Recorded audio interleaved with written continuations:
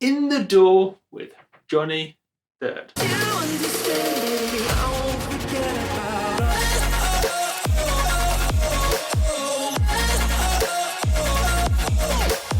And for additional interviews with all the artists in the series, do check out our podcast, Behind the Door, the more artistic, emotional, philosophical side of music. Podcast Behind the Door. Just search for it on your podcast app. But this is In the Door, so let's go in the door.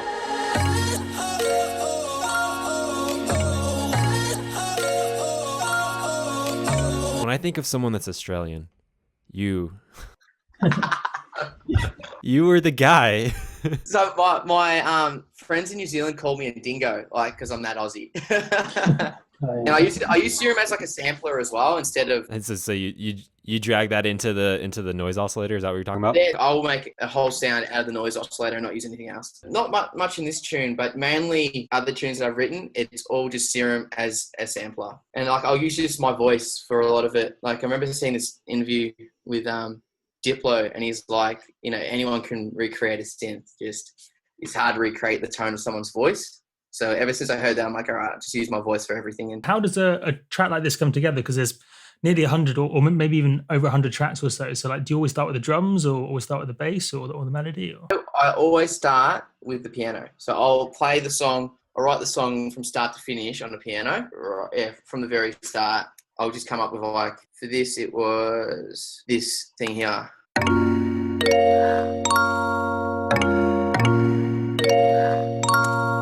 So I'll play that in on piano and then do the chord progression from that, and then go back from there and start doing the drums. And yeah, so I'll do the verse and the chorus, drums, and then get all that sounding good, then do the drop, because I'll use elements from the chorus and verse in the drop, so everything it flows really nicely. Are you recording in that MIDI manually or kind of drawing it in with the piano? I'll play it.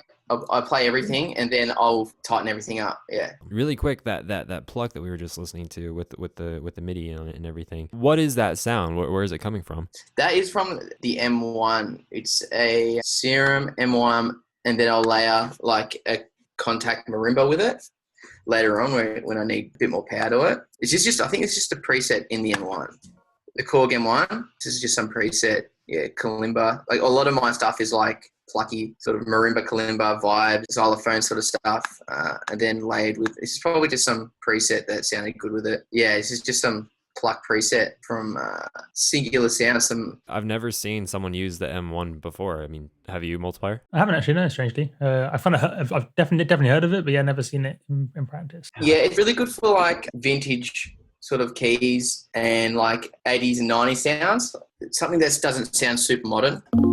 You can see the preset, and when I freeze it, I'll play it again. So you go through and you write the chord progression, and then, right? Is that what you're saying? That you go through, you write the chord progression, and then you derive the melody from the chord progression, right? Yeah, every time. It's pretty easy to fall into the same habits with chord progressions.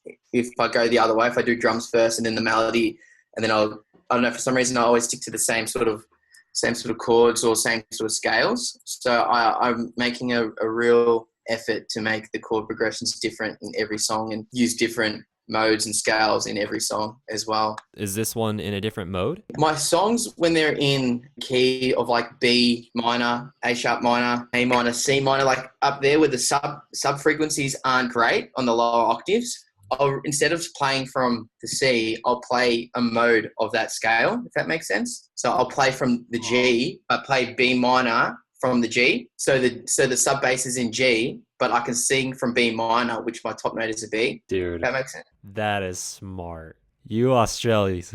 Yeah, that's just because like for me to hit the top notes when I sing is around B, C, and B flat.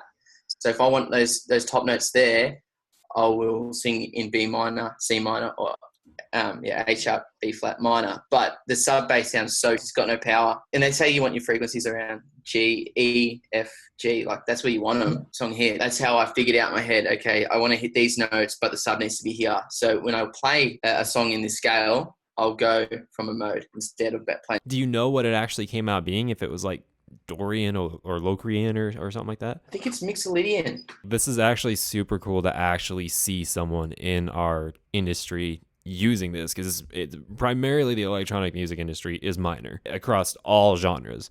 And so to see like Lydian or Mix of Lydian, and for it to still sound good, because I had no idea it was in. This song is in A sharp minor, so it'd be like, I'm pretty sure like F sharp Lydian. I assume the vocal was your vocal in this track? From the start of this year, I made a decision that I've got to sing on every song, just because the whole like DJ producer thing is really oversaturated, and you've got to be like so different and so good to get to the top of any genre. And because I've only been doing this for like 3 years, I thought, because I can sing, I'll just sing on every track, and that would be my like signature on everything. So whatever I do, and also whatever way like trends go, I can follow that, and my signature will be my voice. So I've changed my sound completely. How long have you been singing for? Singing a while, but so I started in bands, and I was a backup singer, so I was never like a lead vocalist or anything. I'd say like 6 years of singing, but it was never serious until this year. Okay. I never even recorded my voice until this year. Is there anything on the master, like any crazy intense like limiting algorithms or anything? Or if you can say like Ozone 3 or 4, or I suppose 3 in Ozone 5, that will take quite a lot of CPU. I'll mix my stuff, and then I'll bounce it out into stems, and then I'll send that off to get stem mastered. So I'll have like pads, leads, drums, except the kit will be by itself, sub bass, and then vocals and effects, and then send that off to get mastered. Who do you usually have master it? Wide Masters in the UK. They do my stuff, yeah. You should check them out. They do like a lot of good acts like Galantis and stuff like that. Like, what are they called? Showtech? Yeah, I think they do them. Yeah. Walking through your open doors.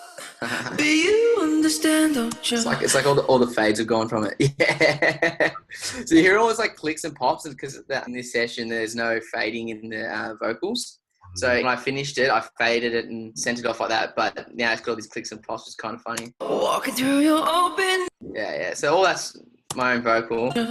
Still life I chose. Later us not there to hold. How does one not have their accent come through in singing? It's actually like really easy, because we listen to a lot of American music and UK music, and when you sing, it's really just talking really slow, and all you're doing is talking really slow to a pitch. And because I'm already conditioned to American accents and UK accents from singing, not actually talking, it just naturally comes out without my Aussie accent. Also, when you sing, you don't really use your talking. You don't resonate the same place as you do talking, if that makes sense. So when I'm talking, it's more in my nose, just how I talk. And then when I sing, it's more like in my head.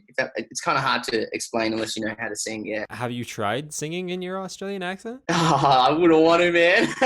I sound so bad. There's some people that do, and it's so cringe. It's not a good accent to sing, that's for sure. Is this so I see there's different like vocal sections there. So did you, I take it you recorded like multiple takes and then chopped it all together? Is that what's going on here? I actually have like a vocal writing session where I'll track the vocals, and I'll go one line. I'll start like singing the song through, and then I'll go back one line at a time, and then start comping each vocal one line at a time. And then like I'm pretty OCD, as you can tell from my session, but with vocals, even if one little vowel isn't right in a vocal, I'll go back and do that word. So I end up doing like 1,000 takes by the time it gets to the end of the vocal session. How long does it take me? It depends. It might take me a week, I reckon. A week, and doing like maybe 4 hours a day, because after about 4 hours, my voice starts to get burnt out a little bit. So like for this song, it took you around 20 hours to get all the vocals recorded? Yeah, I reckon. But I think a lot of that is just me being OCD and super picky. Most people wouldn't notice it, but I definitely do. And I couldn't put something out that I'm not 100% on. And then like with this session with the vocals, so you got your main vocal, and then you do like lower octaves, harmonies, and then doubles as well. So you do like, say the main line, you'll do the vocal down the center, and then 2 left and right, and then from there you do harmonies as well. Yeah, so there's a lot of vocal tracking to be done. Oh, that's awesome. And so actually, as far as like with creating harmonies and layers and stuff like that, that's actually something it's very poppy to do, and it sounds really, really good for a reason. So basically, what you're talking about is you'll record an entire song, right? You record all the vocals and everything, and make it sound amazing. And then what you'll do is you'll go back and record it again. Maybe not be as picky, but basically you do an entire take, and then you do that one more time. And so you have that main one that you were very, very picky on, hitting right in the center. And then you have the other ones, whether they're like, like full left and right, or maybe like 35 left, 35 right, you know what I mean? Like kind of a thing. And so that's actually really, really, really, really good. And that took me forever to understand why pop vocals sounded, well, there's a lot more reasons to that, but as far as like spatially, why pop vocals sounded so freaking good. Yeah, man. And like what they do is they align the vocal to the main one. So if you actually solo the left and right, they sound so bad, but because they're aligned perfectly with the main vocal, it makes the main vocal sound better, which is really odd. See if I can just play the dubs. They sound so bad. Like they're horrible. I know that it's not easy. Like you hear that? It's just so bad because it's been aligned. I know that it's not easy. My light is your dark. It's hard to see me forever waiting.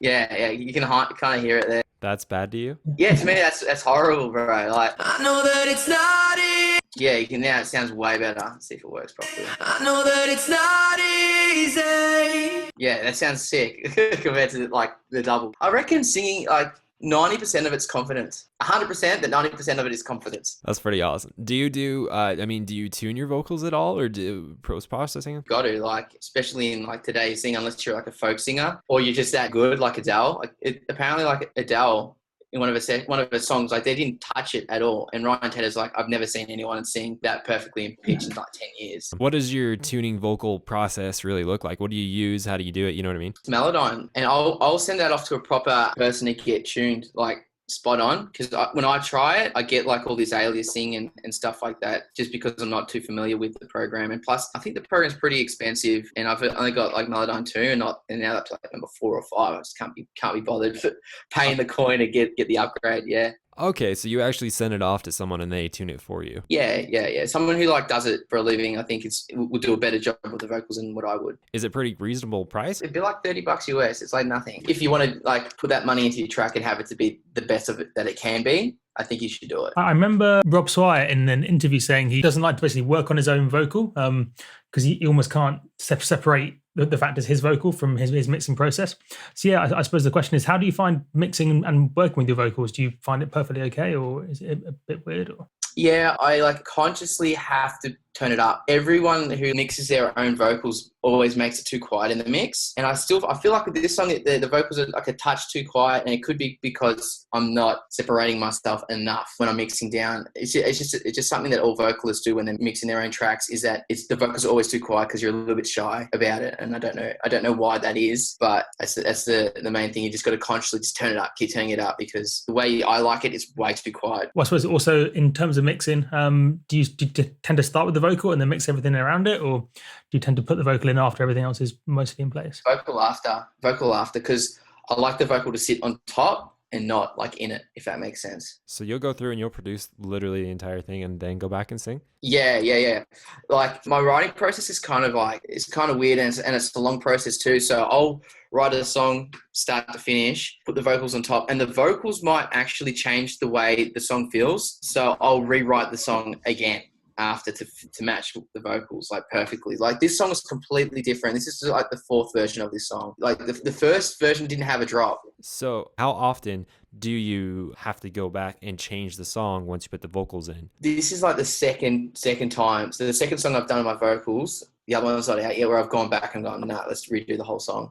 Because I like the vocals, but the song's just not on point. The other 2 that are out with my voice on it, they're like first time I got the track done start to finish, put the vocals on it, and then it was done. Yeah. Oh, okay, cool. So on those ones, it was more so like you put the vocals on, it's like, hey, this is sounding really good. There's no reason to go back and rewrite it, right? Yeah, totally. Okay, that's nice, because that sounds like a really emotionally draining process to create a song, go back and record vocals, and then you're like, okay, let's make another song on top of it, you know? Yeah. It just depends. Like the other songs I had a very clear idea coming into it of how I wanted everything to be. And this one I was kind of like, just go with the flow. And I kind of found like that, not having a clear idea of what I wanted the song to sound like, start to finish, before I started the song. Yeah. How long would a track like this take? Remember you saying the vocal would take a while. This track took ages. It's like, this track is really simple. Like when you break it down, there's not much to it, but it took a long time just because of the rewriting process. Usually a song for me to like start to finish, complete will be like a month of work. But within that month, I'm doing other songs and vocals for other things. But I can get a song sounding like finished within a month, I reckon. Do you find you have to leave like a week or two gap to almost hear it with fresh ears again? Or are you pretty good at... Definitely when it comes to mixing. So I'll do everything and then I'll come back like a couple of days later and mix again, and then that's it. We could go on these vocals forever because they're amazing. They're really like they're absolutely incredible. I am really intrigued with your drop and the sound design that went into that. You all right if we check that out? Yeah, let's see how we go with that. Drums are all the green. See a lot of cymatics. I'm very proud of you. That's awesome. Yeah, so this is kind of a good tip for people who are using loops is re-chop them up. Use it like find a loop that you like the timbre of the stuff in it, and then start chopping it up and make it your own so people can't pick it out, sort of thing. Like I just use a hi-hat loop.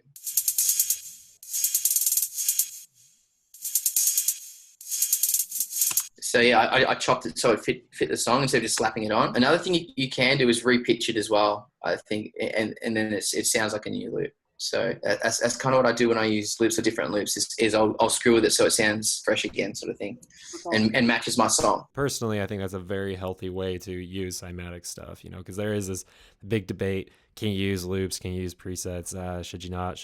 Use loops like 100. Dude, I used to write songs where I would get a hi-hat and an open hi-hat. It's so time consuming and there's no need for it. The only person who's going to care is yourself, and the people that you make the music for could not care less if it's a cymatics loop or if you made every single bloody hit, you recorded a hit from pots and pans and put that in. They don't care. So with this sort of stuff where no one's going to know, it takes up a lot of time. I reckon just do whatever's quick, whatever's quickest and whatever sounds good to you as well. Down to the chords. That's all here. So what I'll do is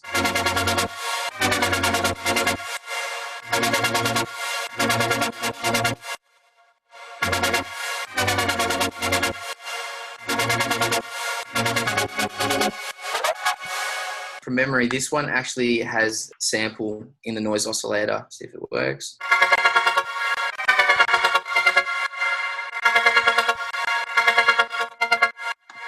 And did you just do that pitch bending inside of Serum? I do that within the MIDI. Yeah, within the MIDI. So then you copy the MIDI and it's all the same. So sometimes I'll build a sound from scratch. Sometimes I'll find a preset and alter it. And yeah, but this one I can't remember what I did, but I know that I put this vocal sample in the noise oscillator. So see, these are all my noises. This is like how I make everything. See all these noises? This is incredible. Yeah.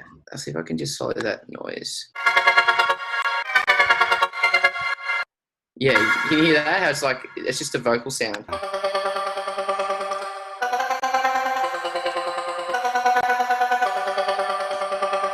And that's just your voice? Yeah, that's just my voice. So what I do is I use my voice and I'll run it through the same processing as the chords. So the vocal sample is like perfectly the same as the chords in terms of like modulation. Yeah, and then like with this one, you then add the oscillators on top and everything is like in sync in terms of modulation and effects and all that. And that's how you get different sounds. Let's check out some of the other layers. Yeah, dope. All right. Time to freeze you. It's cool. I guess I've never actually seen people freeze stuff in Logic before, but so you just press that button right there and then you press space? Yeah, it just freezes it, yeah. I see you have Ableton. Do you use Ableton very much? Yeah, I use it for my live set. I've tried producing in it, but there's a few things that are missing from it. I just can't live without. Like I'd love to get to convert to live, but like just because like collaborations and stuff would be so much easier. But I just can't. Like there's no like proper mixing window in it, and it drives me absolutely insane. See, like in Logic, you see literally everything that's on every channel at the same time. If I had that in Ableton, I'd probably use it. But like I just get way too confused. There's a weird little Max for Live hack, but it's really clunky, so almost nobody uses it. Yeah, they should just add that window, and they'd have like the whole market. There's actually a way to do that, but you actually have to go in and tweak the code. I've seen people do it. I've seen people do it with the Max for Live, and because they built it in, but it's not active unless you go in and tell the code to make it active, which is like, why would they do that? So silly. Adam, do you know? I feel like you're well connected with Ableton. Don't, although I have a feeling the Ableton guys are constantly like arguing in their development team, because it's obviously they kind of built it in, but they didn't fully build it in. So it's almost like they didn't. Well, I kind of feel like it's almost like the people designing the architecture built it in, but then maybe the interface guys didn't want it there or something. So it's kind of there, but not really looking pretty. But yeah, I can't see them not putting it in the next version or two, because it's one of the most in fact, pretty much is the most requested feature at this stage. Yeah, it's looking better for the next version too. So I'd 100% move over if they had that screen where I can just see everything that's going on. Because I was getting like halfway through a track, I'm like, I have no idea what I've done. I just don't know. Is there any other features that you wish that live had? This is fun. I love these kind of conversations. No, because they whatever I can do in live, I can do in here, except for like on the live performance side, like the MIDI mapping, it's just way easier in live. You can do it in Logic, it's just you can't be bothered with it. So that's why I use live for the live stuff. And yeah, and like with Logic, like when you use their EQs, all this stuff comes up, so you just know exactly what you've EQ'd and what you haven't and where you EQ'd it. If you use Logic's compressors, a little like gain reduction bar comes up to show you what's happening, but I don't use their compressors because I don't like the way they're laid out. So I don't use that feature. I do enjoy using Ableton more. The visual feature of Logic kind of has the upper hand right now for the reasons exactly what you just said. Yeah, you can literally do everything like production wise in both. It's just different ways of doing it, and I don't find the workflow any slower or quicker in Ableton. I just think that it just takes getting used to. When you're quick at Logic or you're quick at Ableton, there's no real difference. Yeah, let's hop into this other chord we got going on here. All right, sweet. Oh, really quick before we do, is everything like, so you have these 4 different patches right here, I think. Yeah, 4. Are they all playing the same notes, or what's going on here? These 3 here are playing the same notes as they're different patches. This one is a lower octave of that one, just to fatten it up. So let's see how this one goes.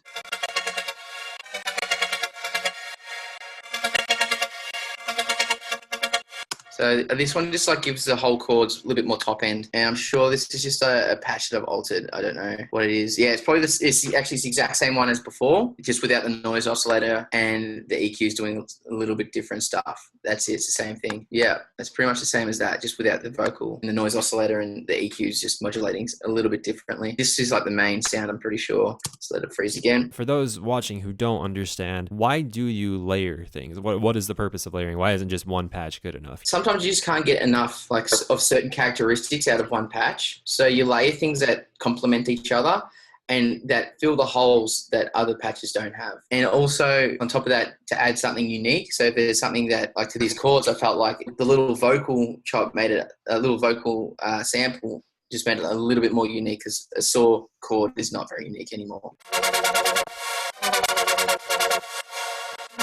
Yeah, dope. So this is just another chord. Everything has the same LFO, like they're exactly the same. So everything's moving the same in each patch, which is really important, I reckon, for like a really tight chord sound, and to make every patch sound as like one instrument instead of, 4 patches sounding like 4 different instruments playing 4 different. It just sounds way tighter. There's nothing really too special about this. A little bit of distortion. I didn't realize that I had delay within the patch. I never usually use delay within patches. I use it as a send usually. Yeah, so this is what I was talking about before with the mode. See how like the chord starts in the F sharp. So your sub frequency starts on F sharp, and then instead of being in the root, which is the A sharp. Yeah. That is super.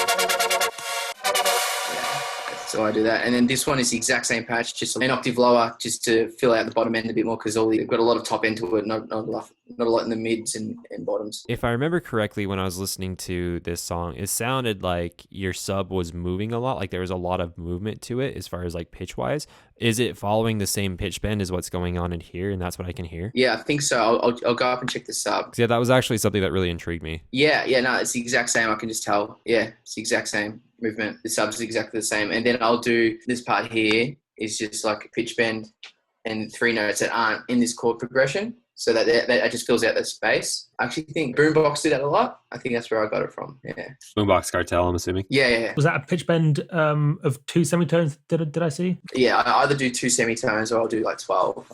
They're the best sounding ones to me. Right. When it comes to like a full chord bend, because if you start doing other things, you start going like way out of key and way out of the scale. Yeah. You've got quite a lot of tracks here, and is it kind of consciously color coded, or I suppose how do you keep organized in a project like this? 100%, man. Everything's color coded except this. So in this, like the drums are just green, subs dark blue, bass is blue, pads and keys, that sort of stuff is purple, and then all my leads are green, like blue, aqua sort of thing. Then ambience is a yellow, vocals dark purple. Yeah, so everything's blocked out like that, and that's how I'd probably stem it out as well.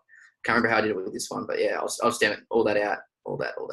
Yeah. Is that the same for every track? So without thinking that, say, green is? I do the colors like based on the emotion of the track. If the track's more aggressive, I'll have more reds in there. It's very weird. It's like when I write, I kind of like see colors. Like when I listen to music, I see colors as well. So I'll just go off what the colors I'm kind of seeing and feeling as I write or listen to something. Yeah. Is that like overwhelming to see colors as well? Nah, it's just normal to me. Yeah.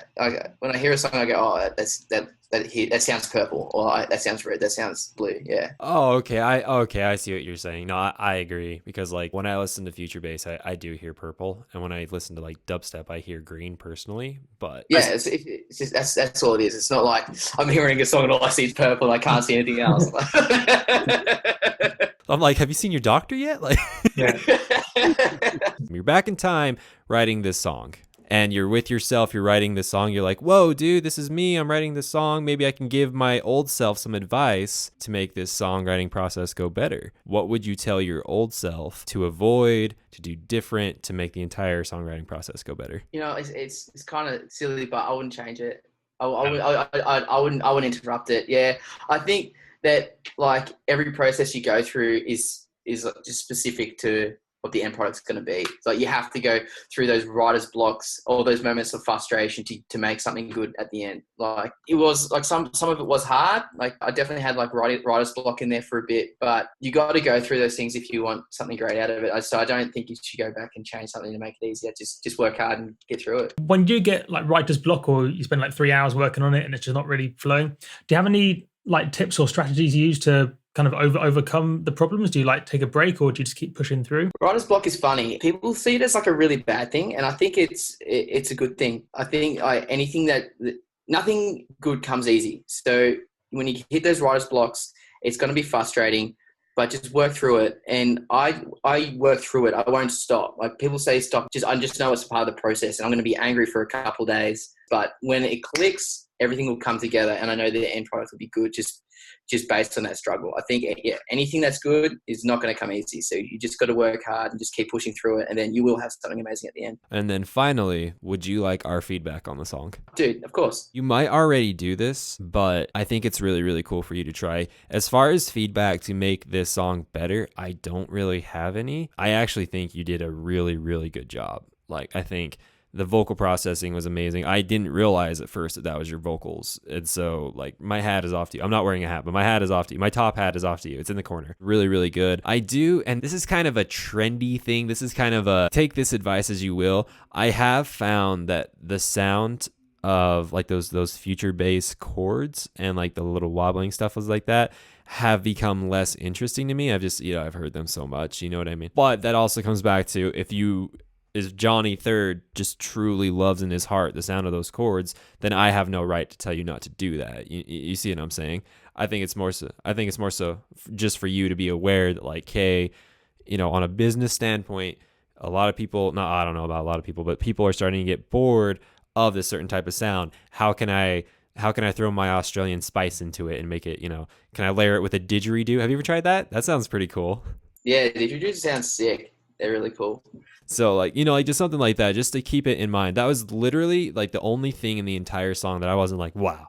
You know what I mean? Like, yeah, it was totally. I agree 100%, man. Like, it's kind of funny you said that. Like when I first, like another version of it had no chords like that. It's kind of like the end product. I'm kind of like, let's just make something a little generic and just see how it goes. And I did that, and it's been like my best received song yet. So it's like, maybe I should do more generic stuff. I don't know. Well, yeah, even if it's generic, even if it's not generic, if you like it, that's what's important. I mean, do you like it? Do you like how it sounds and how it is? I love the song, yeah. But I 100% agree with the whole chord thing. It's beaten half to death. So, let's try some new stuff on the next records. Just one thing I've been playing around with myself that could be cool for your track. I don't know if it's your style or not, but you hear those really fast arpeggios in future bass and stuff, where it's like, I don't know, like a 16th or a 32nd or like a 16th triplet or something. If you do the arpeggio, but instead of using a synth, you use like a vocal sampler. I don't think enough people do, and especially because you can record really good vocals of your own voice. Yeah, I think it'd be really, really cool. Because yeah, certainly kind of big picture, you've been able to do really, really like good vocals, I think. And the songwriting as well, I think. Well, so the vocals more specifically your big advantage over most people. So yeah, kind of the more you can focus on that, I think the better, really. Awesome. Yeah, that's good. Yeah, thanks, man. It's been dope. I'd love to do it again and anything else. Yeah.